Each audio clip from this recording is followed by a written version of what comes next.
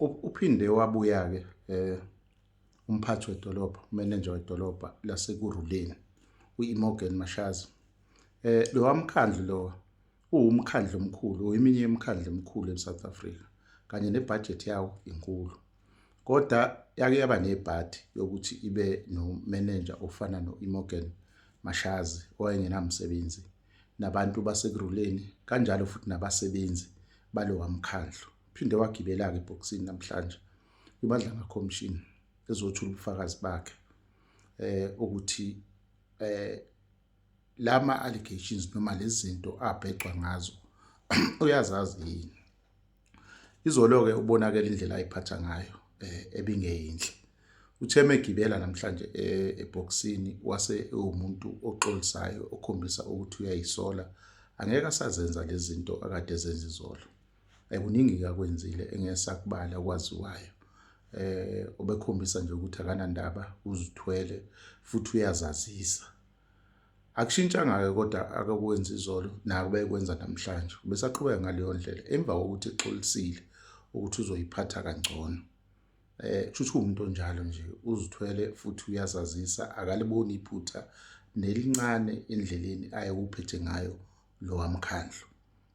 Esethula ubufakazi bakhe busukela izolo ufike umuntu obezoyidefenda ngale ndlela ephezulu, ezoyidefenda kofakazi abake bafakaza ngaphambilini abasuka kulo wamkhandlu ababalinto eziningi ebezenzeka lapha, kusukela uChief uJulius Mkhwanazi, indlela ayenza ngayo izinto kuze kufike kuyena, nangendlela ayemvuna ngayo, evuna uMkhwanazi, nangendlela-ke bona-ke abasebenzi ababephethe ngayo, besuspendwa, bephethwe kabi, kwenzeka izinto eziningi. Thefika-ke izolo wayehlala phezu kuka uIsaac Mapayiye omunye wayewu-chief laphana ephethe kulowa mkhandlu. Umchaze njengomuntu uthi lowana ubezenzela kubantu besifazane, ubebanyusele ezikhundleni ngokuthalale nabo, abaphathaphathe. Kwesinye isikhathi uze kwathi ubebadlwengula kangangokuthi uthe abaningi besifazane abasebenza lapha banezingane zakhe ayithole ngaleyo ndlela leyo ngekhathi befuna ikhundla. Mebuzwa ukuthi yena njengomanager wenzeni ngalokho, ubambelele edindini, kwagcina kucacile ukuthi akaze abe namsebenzi naleyo nto. Akuqondakali-ke noma kuyiqiniso noma kwamanga yini. Kunokwenzeka ukuthi kuneqiniso, kodwa-ke yena njengomanager wangaleso sikhathi futhi ewumuntu wesifazane, akabukekanga ewumuntu odefenda noma ovikela abanye abantu besifazane. Kuyenzeka-ke isikhathi esiningi abanye abantu besifazane mabenikiwe ikhundla kube yibona abajikela futhi abantu besifazane. Ukuvezile-ke namhlanje ukuthi ngekhathi efuna ukuzidefenda, makufunakala ubufakazi angenabo yena, uthe okungenani angalanda bona labo bantu abayisisulu saloko okuhlukunyezwa ukuthi babe ofakazi.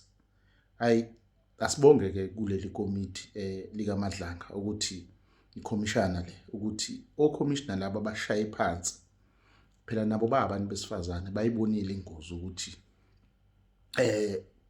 ngaleso sikhathi bahlukumezeka labo bantu. Uma ukuthi bahlukumezeka besifazane, omunye umuntu wesifazane ufuna ukubadonsa futhi azobabeka-ke manje-ke ku-national platform, sibabuke seyizwe lonke ukuthi kwenze kanjani, baqale balandise indaba yabo. Kusho ukuthi bazobe behlukumezeka okwesibili makwenze kanjalo. The ikhomishana no, ngeke kwenzeke lokho, ayikuvumeli ukuthi kwenzeke njalo. Yena uney'nhloso zakhe ey'cashile, ufuna ukusebenzisa bona labantu ukufihla amahlazo akhe ezinto asezenzile. Ziningi-ke izinto ezenzekile-ke lapha kuyena kulowa mkhandlu usaphethe uyena, kangangokuthi uChief lo uJulius wazikhuphula yena esikhundleni, esuka kubrigadier wazibeka waba uChief, waphinde waqasha abantu abangaphezulu kuka-50 ebaqasha yena ezikhundleni engazange ze-advertise. Umebuzwa ngalokho ukhombisa ukuthi akazi. Ngaphandle kwalokho kunendaba enkulu. uChief lo uJulius ubizwa ngoMr Blue Light njengamanje ngoba wavumela ukuthi uKurt Mahlala anikele ngezimoto zakhe kulowa mkhandlu zifithwe zifakwa amalampu asetshenziswa umbutho wamaphoyisa agijime ngazo, okwalidela ukuthi lezo imoto zigcine seyibamba inkunzi endaweni yaseGruleni. Kuningi-ke igigaba-ke azoyifakaza uJulius ngoba uyeza naye kusasa. Iningi imibuzo efanele ayifake agxiliswa kuyona, ayiphendule ethinta yena siqu sakhe njengomuntu owayefavor kakhulu uyena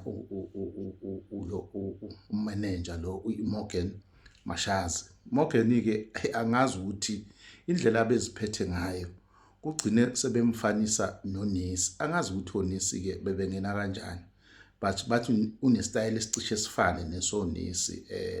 Abanye abantu-ke bazosho ukuthi oNesi kanti baziphatha kanjani. Cishe ufakazi wokuqala lo obenesitayile esihlukile ngempela obezithwele ngale ndlela le. Uyena-ke lo manager othe ephethe lapha umfolo uShamase lo obizwa ngoma-Blue Light la ayithola khona eyikhuphula yena ngokwesikhundla, wagcina sewuchief kungazi muntu emkhandlwini. Akaqedanga nje lapho, wazengezela imali, shusho wayenyusela umholo ngemali engango-200,000.